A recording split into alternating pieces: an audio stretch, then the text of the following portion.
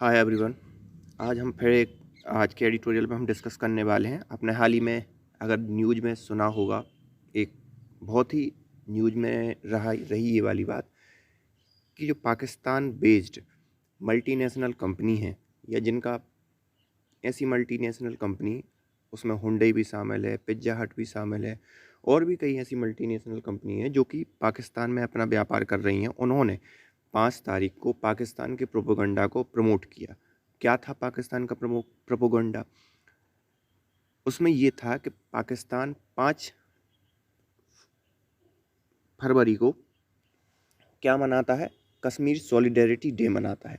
उस दिन उन कंपनी ने क्या कहा कि भैया जो भारत के पास कश्मीर है वो पाकिस्तान का पाकिस्तान का हिस्सा है या भारत ने गलत तरीके से उसे कब्जा रखा है। और जैसे ही ये बात उन्होंने पोस्ट की त्यों ही हमारे जो मिनिस्ट्री ऑफ एक्सटर्नल अफेयर्स है वो एक्टिव हो गई और उसने उन कंपनी के जहाँ जहाँ कंपनी का ओरिजिन था, जैसे कि हुंडई का ओरिजिन कहाँ है? साउथ कोरिया की जो कंपनी है हुंडई, साउथ कोरिया के जो डिप्लोमेट्स हैं या वहाँ के विदेश मंत्री हैं या वहाँ के जो काउंटर पार्ट जो समकक्ष मंत्री हैं जो इसके लिए रिस्पॉन्सिबल हैं, उनसे बात की और इन कंपनियों को अकाउंटेबल ठहराया या जिम्मेदार ठहराया। तो ये पूरा का पूरा इशू है। इस पर कैसे कैसे क्या क्या घटनाक्रम हुए और राइटर के क्या विचार हैं और आखिरकार राइटर अपना क्या पक्ष रख रहे हैं, इन सभी चीज़ों के बारे में हम डिस्कस करेंगे। और आपसे एक गुजारिश है कि आपको जिस भी शब्द की जो स्पेल ना बनती हो या आप समझ में ना आ रही हो, वो आप गूगल से सर्च करें या किसी भी डिक्शनरी से सर्च करें और आप इसे कमेंट में लिखें, जिससे आपकी वोकैब सुधरेगी। अब बात बढ़ते हैं आगे। अगर आपने चैनल को सब्सक्राइब ना किया हो तो please hit the subscribe button and also join our Telegram channel, जिसकी लिंक मैंने डिस्क्रिप्शन में दे रखी है। वहाँ से आप इस एडिटोरियल की PDF को भी एक्सेस कर सकते हैं और आप जब चाहे जिस हिसाब से आपने पढ़ सकते हैं और एक एक वर्ड को आप खुद अपने हिसाब से भी डिफाइन कर सकते हैं। तो चलिए स्टार्ट करते हैं। देखिए इस बात की anger in diplomacy. Anger in diplomacy, diplomacy के अंदर जो गुस्सा है या डिप्लोमेसी के थ्रू इन्होंने जो गुस्सा जाहिर किया, ये उस पर क्वेश्चन मार्क खड़े कर रहे हैं। क्यों खड़े कर रहे हैं? क्योंकि इनका मानना है कि जो भारत में रिप्लाई दिया उन कंपनी के अगेंस्ट या जो भी भारत का जो कदम हुआ वो एक संयमित होना चाहिए था, न कि इस टाइप से होना चाहिए था। Pakistani establishment was behind MNC multinational company Kashmir tweet, but India should have shown रीस्ट्रेन। रीस्ट्रेन मतलब संयमित व्यवहार करना चाहिए। यहाँ पर जो पाकिस्तान ने एक पूरा का पूरा प्रोपेगेंडा रचा या उसने इस्टेब्लिश किया चीज़ों को कि वो MNC के थ्रू, जो मल्टीनेशनल कंपनियां हैं उनके थ्रू कश्मीर वाले प्रोपेगेंडा को रन करवाए, तो उसमें जो इंडिया का एक्शन है वो संयमित होना चाहिए था, ना कि जिस प्रकार से इंडिया ने उसका रिएक्ट किया वैसा। तो यही इनका राइटर का कहना है।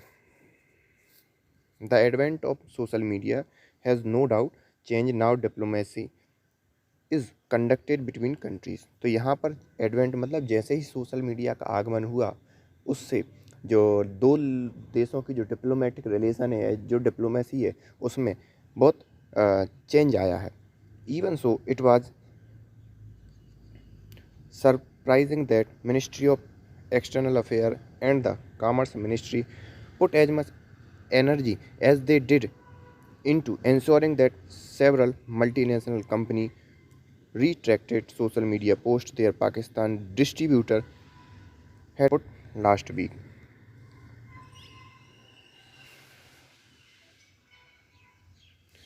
और कितना हद तक चेंज कर दिया है कि आप देखो, हमारी जो मिनिस्ट्री ऑफ एक्सटर्नल अफेयर्स है उसने अपनी पूरी एनर्जी लगा दी उन चंद सोशल मीडिया पोस्ट को रिस्ट्रेन करने के लिए या उन सोशल मीडिया पोस्टों को हटवाने के लिए, जो कि एक डिप्लोमेटिक लेवल पर पावर या जो ये एनर्जी लगाई जाती है उतनी बड़ी एनर्जी भारत ने लगाई। The post that appear to be part of coordinated exercise sponsored by the Pakistani establishment were put out on February 5। तो यहाँ पर जो भी पोस्ट हुई थी या पोस्ट आई थी वो किसका प्रोपोगंडा था? पाकिस्तान का एस्टेब्लिशमेंट था, उसने मल्टीनेशनल कंपनी के साथ मिलकर ये चीज़ें क्या करी, रन करी।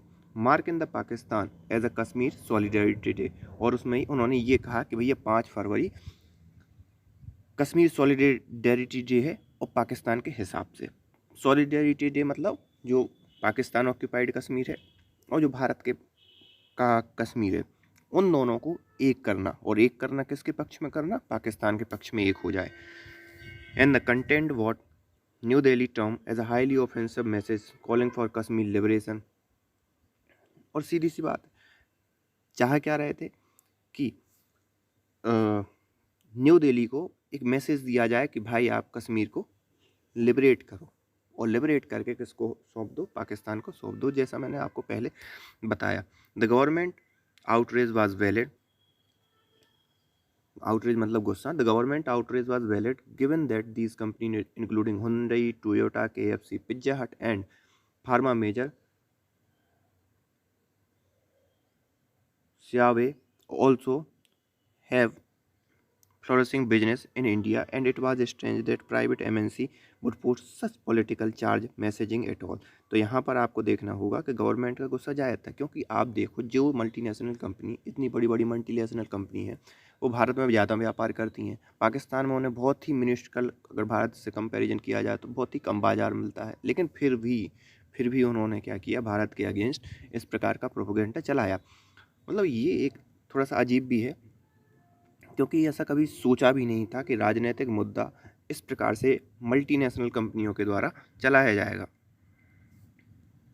However, where a sharp word or even short statement of disapproval would have sufficed, the Modi government decided to go the whole distance। तो यहाँ पर हो सकता है थोड़ा सा वर्ड दे देते, उन कंपनीज़ को चेतावनी दे देते कि भाई तुमने ऐसा किया और हम आपको बर्दाश्त नहीं करेंगे, तो वो कंपनियाँ मांगी भी माफ़ी मांग लेती, मांगी भी अकॉर्डिंग टू राइटर कि भैया इतना सफिशिएंट हो जाता। लेकिन मोदी गवर्नमेंट ने डिसाइड किया कि नहीं, हम इस पूरी के पूरी डिस्टेंस को कवर करेंगे, और उन्होंने समन किया कोरियन एम्बेसडर, जो कि हुंडई कंपनी जहां कोरिया पे बेस्ड है, while ensuring that Indian embassies to cup this issue with other government. और साथ ही साथ ये भी कंफर्म किया कि जो हमारी भारत की एम्बेसीज हैं, वो उन कंपनियों का जहाँ जहाँ ओरिजिन है, उन गवर्नमेंट को क्या करे,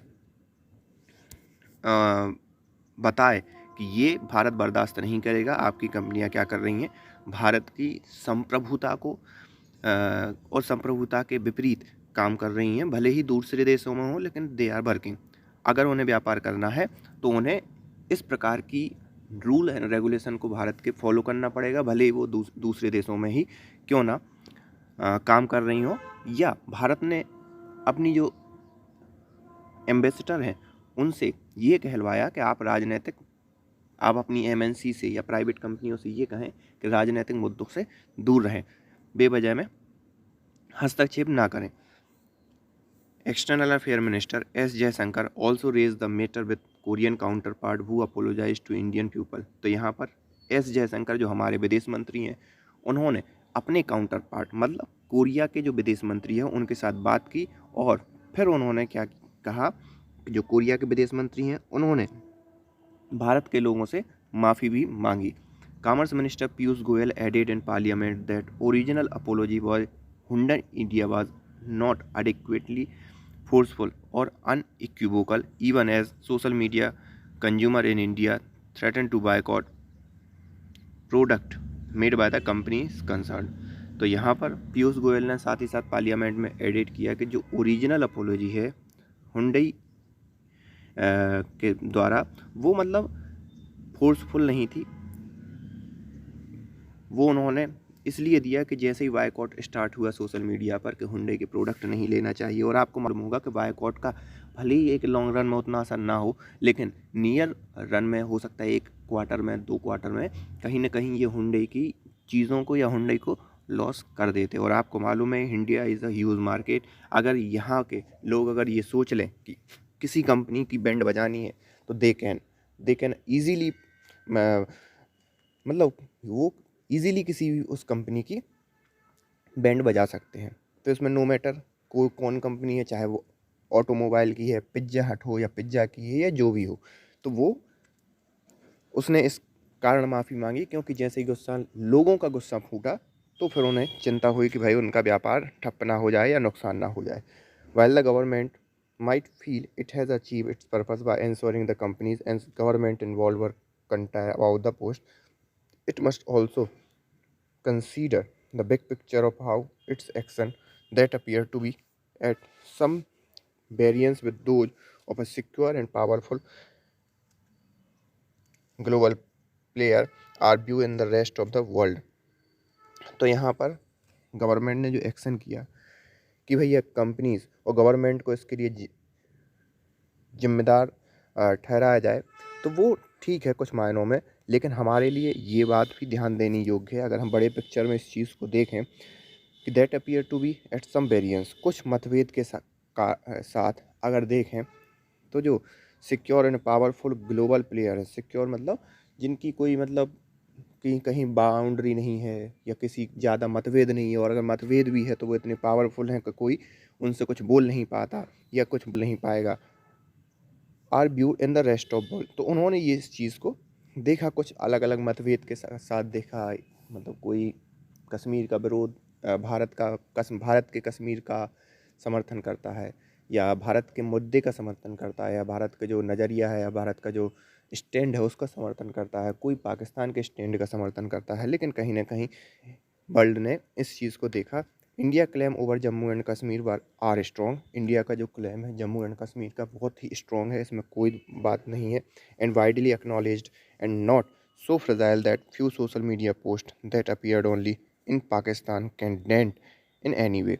तो यहाँ पर इंडिया का जो स्टैंड है कश्मीर को लेकर वो बहुत ही तगड़ा है, उसे सिर्फ पाकिस्तान की सोशल मीडिया में, जो कि ऐसा नहीं है कि हुंडई ने पूरे वर्ल्ड में इस चीज़ को प्रसारित किया, सिर्फ पाकिस्तान के ही हैंडल पर उसने इस टाइप की, या जो भी कंपनी है सिर्फ पाकिस्तान के ही सोशल मीडिया पर उन्होंने प्रचारित किया। तो राइटर का कहना है कि इतना तगड़ा है कश्मीर का स्टैंड भारत का कि उस स्टैंड को कहीं पर भी किसी भी प्रकार से सिर्फ पाकिस्तान में प्रसारित होने वाली सोशल मीडिया पोस्ट कम नहीं कर सकती, नाजुक नहीं बना सकती, या उसकी जो मतलब सॉलिडरिटी है उसको कम नहीं कर सकती। तो ये इनका कहना है कि उससे प्रभाव नहीं पड़ना चाहिए था क्योंकि वो इतना नाजुक नहीं है भारत का stand. Second, holding foreign government in democratic countries to account for the action of the local distributor of their private company could have unforeseen repercussion मतलब होता है किसी चीज़ के एक्शन का रिएक्शन। तो यहाँ पर दूसरी बात उन्होंने ये कही कि किसी प्राइवेट कंपनी का कोई एक फ्रेंचाइजी जो कि दूसरे देश में काम कर रही है, उसने कोई पोस्ट कर दी और उस पोस्ट पर भारत ने क्या कर दिया, डायरेक्ट ही उस कंपनी का जो ओरिजिन है वहाँ के फॉरेन गवर्नमेंट को, या फॉरेन जो कि एक लोकतांत्रिक गवर्नमेंट है उसको डायरेक्ट जाके आपने क्या कर दिया, माफ़ी मंगवा ली उससे। तो ये चीज़ पहले कभी देखने को नहीं मिली, ऐसा अनफॉर्सीन मतलब जो पहले घटित ना हुआ हो या जो ऐसा सोचा ना गया हो, ठीक है, तो वो अभी तक देखने को नहीं मिली। लेकिन भारत ने इस प्रकार का जो फॉरेन गवर्नमेंट को अकाउंटेबल ठहराया एक प्राइवेट कंपनी की पोस्ट को लेकर, सोशल मीडिया पोस्ट को लेकर, तो ये पहले कभी देखा नहीं गया। It is also worth considering whether the foreign ministry resource are better spent in furthering India's interest than on expending diplomatic capital on short-lived controversy such as the Ministry of Economic External Affairs objection to pop star Rihanna's post on the farmer protest last year। तो इनका कहना है कि क्या ये सही बात है कि भारत जो अपनी एनर्जी है मिनिस्ट्री ऑफ एक्सटर्नल अफेयर्स की, या जो भी अपनी डिप्लोमेटिक रिलेशन है या डिप्लोमेटिक जो पावर है उसका उपयोग एक छोटी, जो कि मतलब कम समय में ही जिस चीज़ का मुद्दा बनेगा या 1-2 दिन तक ही ये मुद्दा चलेगा, उस पोस्ट के लिए अपनी डिप्लोमेटिक पावर का इस लेवल पर यूज़ कर रहा है, बजाय इसके वो उस पावर का यूज और अपने जो हित हैं उन राष्ट्रों के साथ व्यापार बनाने में या और संबंध मजबूत करने में उन डिप्लोमेटिक रिलेशन का यूज़ करता, तो क्या वो फ़ायदेमंद होता, या उसने अपना जो डिप्लोमेटिक रिलेशन है वो सिर्फ शॉर्ट टर्म के फ़ायदे के हिसाब से या शॉर्ट टर्म का विरोध दर्ज कराने के लिए अपने डिप्लोमेटिक रिलेशन का यूज़ किया, वो सही है। इसमें एक और इन्होंने एग्जांपल दिया कि लास्ट ईयर जब किसान आंदोलन हो रहा था, तो उस समय जब रिहाना आपको मालूम होगा अमेरिकी पॉप सिंगर हैं, उन्होंने किसानों के मुद्दे को लेकर भारत की तत्कालीन गवर्नमेंट को घेरा था और कहा था कि किसानों पर अत्याचार नहीं होना चाहिए, किसानों पर अत्याचार हो रहा है तो एक लोकतंत्र की गरिमा को ठेस पहुंचता है। और ये रिहाना ने पोस्ट करके एक प्रश्न चिन्ह उठाया था। इसमें बहुत से और भी लोग शामिल थे, लेकिन भारत ने उस समय भी रिहाना की पोस्ट को गलत बताया था और एक जो अपने काउंटर पार्ट मतलब अमेरिका की थी, तो अमेरिका के जो विदेश मंत्री हैं या जो भी वहाँ के एम्बेसडर हैं, उनको तलब किया कि आप भारत के मामलों में हस्तक्षेप ना करें, भारत में क्या हो रहा है यहाँ की गवर्नमेंट उस बारे में अवेयर है। तो भारत को क्या इन पोस्ट के लिए डिप्लोमेटिक रिलेशन का यूज करना सही होता, या फिर वो अपने इन डिप्लोमेटिक पावर का, अपने इन डिप्लोमेटिक रिलेशन का अपने और दूसरे जो फ़ायदे हैं उनके लिए यूज़ करता। तो ये इनका क्वेश्चन मार्क है। The apology and statement extracted may prove to be Pyrrhic victory if one consider that the intention of those behind the obnoxious मतलब अप्रिय post in Pakistan aimed at drawing attention to their propaganda on Kashmir were also made। तो यहाँ पर इनका यही कहना है कि जो अपोलॉजीज़ हैं एंड स्टेटमेंट है, हो सकता है मतलब हुंडई ने अपोलॉजी मांग ली, वहाँ के जो विदेश मंत्री हैं दक्षिण कोरिया के, उन्होंने माफ़ी मांग ली, तो ये एक छोटी सी विक्ट्री है, ठीक है, भारत के लिए एक छोटी सी बहुत मिनिस्कल टाइप की विक्ट्री है, वो अलग बात है। लेकिन अगर आप इसको और थोड़ा सा देखें तो क्या पाकिस्तान जो अपना प्रोपेगेंडा फैलाना चाहता था उसमें सक्सेस नहीं हो गया? बिल्कुल हो गया, क्योंकि वो चाहता था कि सोशल मीडिया में ये चीज़ आए, सॉलिडेरिटी डे जो कश्मीर का है वो एक हाईलाइटेड हो, और नो डाउट हाईलाइटेड हुआ, क्योंकि फिर भारत ने जो एक्शन किए वो डिप्लोमेटिक लेवल पे एक्शन किए। तो कहीं ना कहीं ये चीज़ एक डिप्लोमेटिकली काउंट हो गई कि भाई पाकिस्तान 5 फरवरी को सॉलिडेरिटी डे मना रहा था, इंडियन कंपनियों ने ऐसा ऐसा किया, और फिर भारत ने उसका इस टाइप से जवाब दिया। बजाय इसके भारत उस चीज़ को नज़रअंदाज कर देता राइटर के अकॉर्डिंग। इनका यही कहना है कि उसको नज़रअंदाज कर देना चाहिए था, जिससे वो इतना बड़ा इशू नहीं बनता। लेकिन सोशल मीडिया के ज़माने में भारत को नज़रअंदाज इस चीज़ को करना चाहिए था या नहीं करना चाहिए था, आप हमें कमेंट में बता सकते हैं। आगे बढ़ते हैं। A quiet word with MNC might have work better than public display of diplomatic opposition.